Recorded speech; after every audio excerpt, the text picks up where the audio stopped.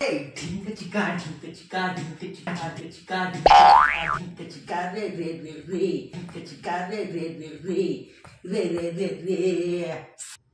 काय बे कहिए एवढा कोण खुश आहे? अरे भाऊ खुश राहणारच नाही यार, जॉब लागला मला जॉब। हो का, जॉब लागला का तुले? अबे जास्त खुश नको होऊ, जॉब आणि बायकोत काही फरक नसते।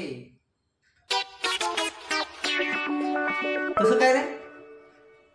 अबे पाय, जॉब लागला तुले, आता ड्युटीवर जाशील, तिथं जॉबवर गेला की मॅनेजरचं आहे का, तिथून घरी आलं की बायकोचं आहे का, बायको जे काम सांगल ते तुला ऐकाच लागते।